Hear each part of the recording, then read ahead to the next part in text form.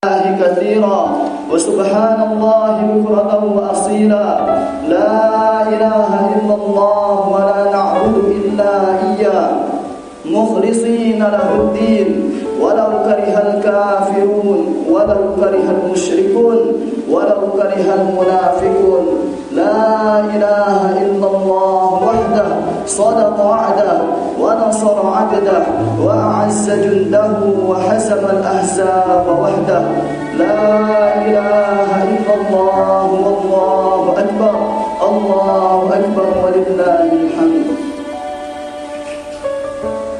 الحمد لله رب العالمين وبه نستعين على أمور الدنيا والدين والصلاة والسلام على سيدنا المصطفى محمد صلى الله عليه وسلم النبي الأمي المعصوم ثم الصلاة على نبينا إبراهيم عليه السلام وعلى آله وأصحابه ومن تبعهم بإحسان إلى يوم الدين. أشهد أن لا إله إلا الله وحده لا شريك له وأشهد أن سيدنا محمدا عبده ورسوله لا نبي ولا رسول بعده. أيها الناس أوصيكم وإياي نفسي المذنبة بتقوى الله تعالى فقد فاز المتقون. فقد قال الله تعالى في كتابه الكريم وهو أصدق القائلين واتخذ الله إبراهيم خليلا. وقال أيضا ثم أوحينا إليك أن اتبع ملة إبراهيم حنيفا.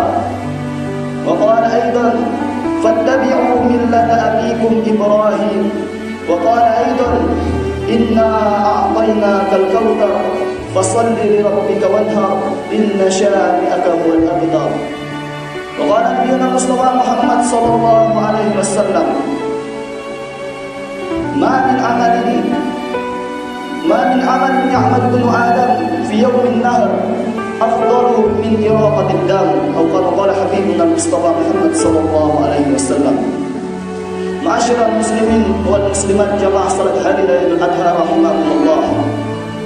Segala puji dan syukur kita haturkan kehadirat Allah Subhanahu wa taala atas limpahan nikmat karunia dan taufik yang telah Allah telah berikan kepada kita hingga alhamdulillah pada pagi hari ini Allah berikan kekuatan, kesehatan, kesempatan kepada kita semua untuk sama-sama menunaikan ibadah salat hari Idul Adha secara berjamaah.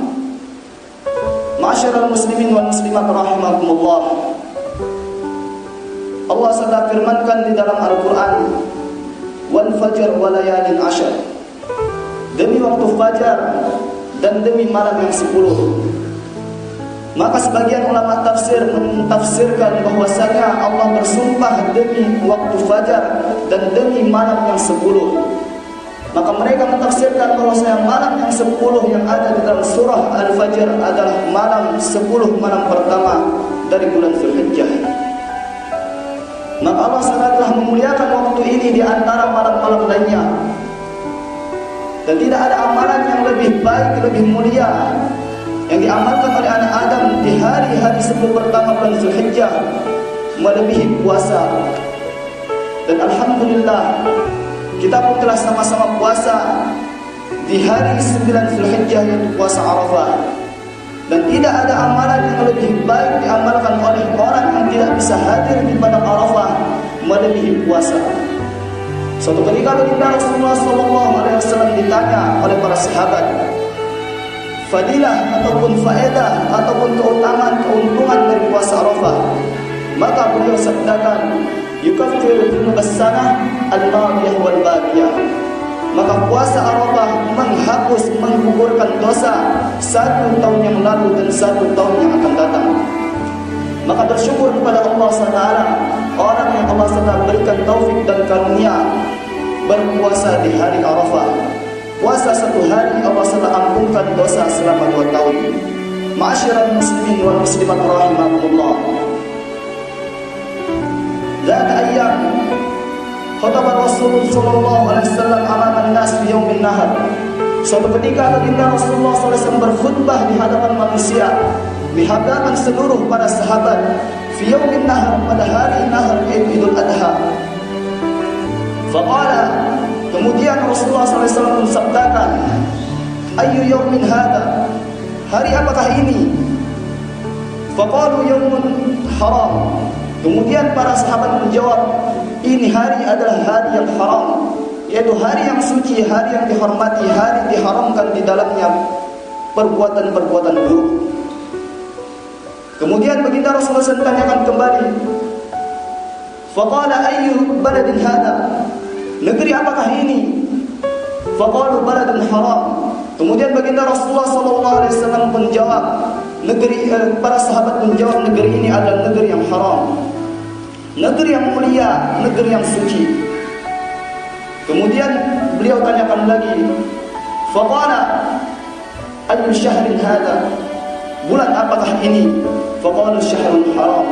Maka para sahabat menjawab, bulan ini adalah bulan yang suci. Faqala inna dima'akum wa amwalakum wa 'urudakum haramun 'alaikum ka hurmati yaumikum hada wa fi baladikum hada wa fi syahrikum hada. Maka beliau katakan kepada seluruh para sahabat, sesungguhnya jiwa kalian, darah kalian, harta kalian dan harga diri kalian haramun 'alaikum, haram bagi saudara kalian, ka hurmati yaumikum hada, sebagaimana sucinya hari ini. Ma'asyiral muslimin rahimakumullah.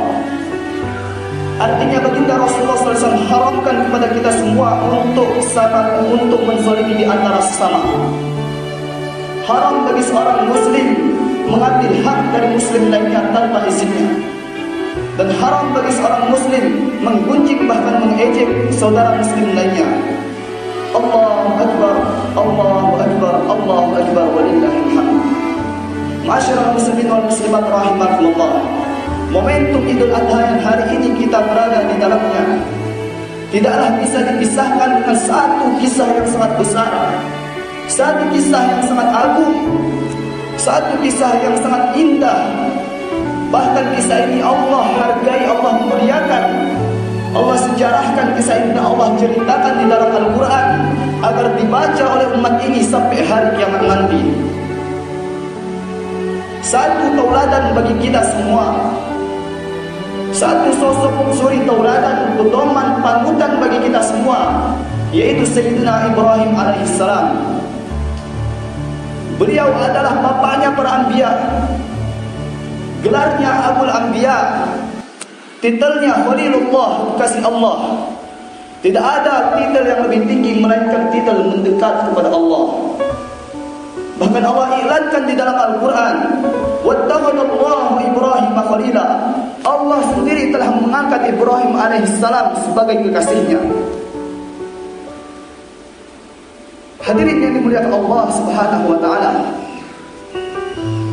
Titelnya Khalilullah, pangkatnya kekasih Allah. Kemudian gelarnya Abul Anbiya, bapaknya para nabi. Kemudian darinya lahir orang-orang soleh. Dari kedua istrinya lahir para nabi. Dari Sarah lahir Bayi Ishaq alaihissalam. Kemudian dari Hajar lahir Nabi Ismail alaihissalam. Kemudian dari Ismail lahir Ya'qub alaihissalam. Kemudian dari Ya'qub lahir Yusuf alaihissalam. Dan seterusnya nabi-nabi Bani Israel dari keturunan Nabi Ibrahim alaihissalam. Bahkan Nabi kita, pemimpin akhir zaman, pedoman hidup kita, itu pun keturunan baginda Ibrahim alaihissalam. Ma'asyiral muslimin wal muslimat rahimakumullah. Lantas keistimewaan apa? Apa rahasia dari semua keistimewaan yang dimiliki oleh baginda Ibrahim alaihissalam sehingga memiliki titel sebagai kekasih Allah, kemudian memiliki gelar bapaknya para nabi, kemudian darinya lahir para nabi, keturunannya lahir para nabi, hingga baginda Rasulullah SAW pun adalah keturunan beliau. Maka Allah SWT telah jawab itu semua dengan firman-Nya dalam Al-Quran. Wa idh ibtala Ibrahim rabbuhu bikalimatin fa'atammahun qala inni ja'iluka lin-nasi imama. Dan ketika Ibrahim diuji oleh Rabb-Nya dengan beberapa kalimat, yaitu beberapa ujian, bukan hanya satu ujian, bikalimatin, dengan beberapa ujian. Ujian demi ujian Allah ganti. Bahkan belum selesai satu ujian Allah tambah ujian yang lain. Fa'atammahu, Nabi Ibrahim alaihissalam sempurnakan ujian-ujian yang Allah telah berikan. Maka apa jawaban Allah? Apa ganjaran Allah setelah disempurnakan ujian-ujian tersebut? Qala inni ja'iluka linnasi imama. Allah jadikan Ibrahim alaihissalam sebagai imam bagi seluruh manusia, panutan, pedoman, suri teladan hidup manusia. Sehingga baginda Rasulullah SAW sendiri pun disuruh mengikuti millah ataupun ajaran baginda Ibrahim alaihissalam. Summa auhayna ilaika anittabi' millata Ibrahim hanifa. Kemudian kami wahyukan, kami perintahkan kepadamu wahai Muhammad agar engkau mengikuti millah ataupun ajaran baginda Ibrahim alaihissalam. Kemudian umat ini pun begitu diperintahkan untuk mengikuti millah beliau. Fattabi'u millata abikum Ibrahim. Ikutilah millah ajaran nenek moyang kalian Ibrahim alaihissalam. Lantas apa ujian-ujian yang telah Allah sedang berikan kepada Sayyidina Ibrahim alaihissalam? Ma'asyiral muslimin, jamaah salat hari Raya Idul Adha rahimahumullah. Allahu akbar, Allahu akbar, Allahu akbar, walillahil hamd. Nabi Ibrahim alaihissalam pernah berdoa kepada Allah SWT, berdoa agar diberikan keturunan. Sekian lama beliau tidak diberikan keturunan, sehingga Allah SWT ijabahkan doanya dan diberikan seorang anak, yaitu Bayi Ismail alaihissalam. Dan beliau dikaruniai seorang anak pun ketika beliau berumur 86 tahun, dikatakan dalam satu riwayat. Begitu sabarnya Nabi Ibrahim alaihissalam, tidak memiliki keturunan sampai umur 86 tahun baru mendapatkan keturunan. Maka bayangkan betapa bahagianya seorang ayah yang seumur hidupnya tidak mendapatkan keturunan, kemudian ketika di usia tuanya dia memiliki anak. Maka di saat bahagia-bahagianya Ibrahim alaihissalam bersama istrinya Hajar dan anaknya Bayi Ismail alaihissalam, di tengah-tengah bahagianya, di tengah-tengah nikmatnya hidup di bumi Palestina yang subur dan makmur, maka kemudian turun datang perintah Allah SWT kepada Nabi Ibrahim alaihissalam. Apa perintahnya? Tinggalkan negeri Palestina, tinggalkan kesenangan hidup di bumi Palestina, pergi hijrah. Kemudian karena ini perintah Allah, sesenang apapun kehidupan beliau bersama istri dan anaknya, tapi kalau ada perintah Allah, Nabi Ibrahim alaihissalam kedepankan perintah Allah. Maka mulailah dibawa anaknya dan istrinya dengan seekor onta, berjalan tinggalkan negeri Palestina yang subur dan makmur. Berjalan yang begitu jauh, dan Nabi Ibrahim sendiri pun tidak tahu akan kemana dia berjalan, kemana tujuan dia akan pergi. Yang penting perintah Allah, tinggalkan bumi Palestina. Kemudian berangkat berhari-hari, panas kepanasan, hujan kehujanan. Bahkan suatu ketika kadang-kadang Nabi Ibrahim alaihissalam berlindung di bawah naungan ontanya karena kepanasan. Hadirkan jiwa kita dalam kisah ini, hadirin. Hadirkan diri kita bersama Sayyidina Ibrahim alaihissalam. Kemudian ketika beliau sampai di satu lembah yang tidak ada tanda-tanda kehidupan sama sekali, datang lagi perintah Allah. Apa perintah Allah selanjutnya? Tinggalkan anak dan istrimu di lembah ini. Pergi engkau tinggalkan anak dan istrimu. Maka hadirin yang dimuliakan Allah SWT, karena itu perintah Allah, seberat apapun yang dirasakan Nabi Ibrahim di dalam hatinya, kalau itu perintah Allah, beliau kedepankan. Kemudian mulailah dibuatkan tenda untuk anak dan istrinya. Dibuatkan tenda sederhana, kemudian ada sedikit bekal. Kemudian berangkat Nabi Ibrahim alaihissalam, tinggalkan anak dan istrinya. Tinggalkan bukan dalam kampung, tinggalkan bukan dalam rumah. Di mana Nabi Ibrahim alaihissalam meninggalkan anaknya? Biwadin ghairi dar'in inda baitikal muharram, dalam satu lembah yang tidak ada tanda-tanda kehidupan sama sekali. Kemudian berangkat Ibrahim alaihissalam pergi tinggalkan tempat tersebut. Maka ketika Nabi Ibrahim alaihissalam mulai beranjak pergi, Berkata Hajar alaihissalam, "Ya Ibrahim, lima fa'alta hada?" Wahai Ibrahim, mengapa kau lakukan ini? Mengapa kau lakukan ini, Ibrahim? Nabi Ibrahim alaihissalam tidak menoleh dan tidak menjawab sedikit pun, terus berjalan pergi. Kemudian istrinya pun menanya lagi yang kedua kalinya, "Ya Ibrahim, lima fa'alta hada?" Wahai Ibrahim, mengapa kau lakukan ini? Kenapa kau lakukan ini, Ibrahim? Beliau tidak menjawab, terus berangkat pergi. Hingga pertanyaan istri yang ketiga kali, "Ya Ibrahim, Allahu amaraka bihada?" Wahai Ibrahim, apakah Allah yang perintahkanmu untuk melakukan ini semua? Maka Nabi Ibrahim alaihissalam pun tak kuasa untuk mengeluarkan kata-kata, sehingga beliau hanya menganggukkan kepala dari kejauhan. Maka istrinya langsung katakan, "Wahai Ibrahim, kalau ini perintah Allah, pergilah engkau. Maka sungguh Allah tidak akan menyia-nyiakan kami di sini."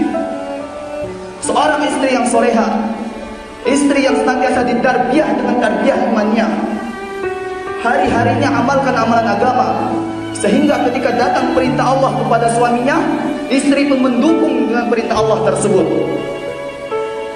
Maka berangkat Nabi Ibrahim alaihissalam pergi, hingga ketika sampai di suatu tempat yang tidak lagi kelihatan istri dan anaknya, maka beliau mengangkatkan tangannya ke langit, berdoa kepada Allah Subhanahu wa taala. Allah abadikan doanya di dalam Al-Qur'an, "Rabbana askantu min dzurriyyati biwadin ghairi dzar'in inda baitikal muharram." Pengaduan Nabi Ibrahim alaihissalam kepada Allah, "Ya Allah, askantu min dzurriyyati, aku telah tetapkan anak dan istriku biwadin ghairi dzar'in, di satu lembah yang tidak ada tanda-tanda kehidupan, inda baitikal muharram, di tanah suci Makkah." Beratnya perasaan Nabi Ibrahim alaihissalam meninggalkan anak dan istrinya, tapi kalau itu perintah Allah, beliau kedepankan. Maka sekian lama berangkat Nabi Ibrahim alaihissalam, maka kemudian anak istrinya pun mulai kehabisan bekal. Maka ketika air minum pun telah habis, dan istrinya Hajar pun merasa kehausan. Kemudian Bayi Ismail pun mulai menangis. Kemudian berusahalah Hajar alaihissalam untuk mencarikan air. Maka naik Hajar alaihissalam ke atas bukit Sofa, dan dari atas bukit Sofa dia lihat bahwasanya ada genangan air di atas bukit Marwah. Kemudian dia turun berlari ke atas bukit Marwah, dan ternyata itu hanyalah fata morgana, dan tidaklah dia temui air sama sekali di atas bukit Marwah. Ketika sampai di atas bukit Marwah, dilihatnya lagi ada genangan air di atas bukit Sofa. Kemudian lari lagi ke atas bukit Sofa, dan ternyata itu hanyalah fata morgana, tak dia temui sama sekali genangan air di atas bukit Marwah. Bolak-balik Sofa Marwah, Sofa Marwah, Sofa Marwah, 7 kali dia tidak mendapatkan air. Kemudian Jibril alaihissalam pun datang, mengepakkan kakinya, mengepakkan sayapnya di atas telapak kaki Ismail, kemudian muncullah air. Usahanya, ikhtiarnya dari Sofa ke Marwah, dari Sofa ke Marwah, tapi ternyata rezeki Allah turunkan di Sofa dan Marwah, dan ternyata rezekinya di tempat Nabi Ismail alaihissalam. Apa hikmahnya di sini, hadirin? Sejauh apapun kita buat usaha dalam dunia ini, sebanyak apapun kita buat usaha terhadap pekerjaan kita, pergi pagi pulang sore, pergi pagi pulang sore, maka belum tentu rezeki kita ada dalam pekerjaan kita tersebut. Bisa jadi rezeki kita Allah letakkan di tempat lain, dan bukan dalam pekerjaan kita tersebut. Dan kemudian hadirin yang dimuliakan Allah SWT, maka apa yang dibuat oleh Hajar alaihissalam bolak-balik dari Sofa ke Marwah, maka Allah hargai pengorbanan Siti Hajar alaihissalam, dan Allah jadikan, Allah abadikan perbuatannya tersebut hingga dijadikan salah satu ritual dalam pelaksanaan ibadah haji, salah satu rukun dari pelaksanaan ibadah haji. Kalaulah orang yang hadir di Makkah saat ini tidak melaksanakan sa'i, lari-lari kecil di antara Sofa dan Marwah, maka tidak sah hajinya. Ma'asyiral muslimin wal muslimat rahimakumullah, Allahu akbar, Allahu akbar, Allahu akbar, walillahil hamd. Maka dalam satu riwayat dikatakan, setelah Nabi Ibrahim meninggalkan istrinya dan anaknya selama 13 tahun dan dalam satu riwayat dikatakan 17 tahun. Belasan tahun meninggalkan anak dan istrinya. Kemudian Allah SWT pun perintahkan Nabi Ibrahim untuk kembali kepada anak dan istrinya. Maka kembalinya Ibrahim alaihissalam bukan membawa oleh-oleh, tapi membawa apa? Membawa perintah Allah Subhanahu wa taala. Senangnya Nabi Ibrahim untuk balik bertemu anak dan istrinya, dan ternyata ketika sampai turun lagi perintah Allah Subhanahu wa taala. Falamma balagha ma'ahu as-sa'ya qala ya bunayya inni ara fil manami anni adbahuka fanzur madza tara. Maka pada malam ke-8 Zulhijjah, maka beliau bermimpi. Dalam satu mimpinya beliau melihat bahwasanya beliau menyembelih putranya Ismail alaihissalam. Maka besok harinya di hari 8 Zulhijjah, maka beliau masih ragu apakah ini mimpi dari syaitan ataukah dari Allah. Sehingga 8 Zulhijjah dikatakan dalam satu riwayat hari itu adalah hari Tarwiyah. Ragunya baginda Ibrahim alaihissalam dengan mimpinya. Kemudian pada malam berikutnya Nabi Ibrahim alaihissalam mimpi dengan mimpi yang sama dengan malam sebelumnya, yaitu mimpi menyembelih anaknya.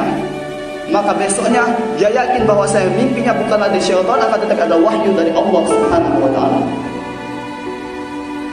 Maka hadirin rahimakumullah, kemudian diajaklah anaknya, dikatakan kepada anaknya, ya bunayya, wahai anakku, inni ara fil manami anni adbahuka. Aku melihat dalam mimpiku, wahai anakku, bahwasanya aku menyembelihmu. Fanzur madza tara.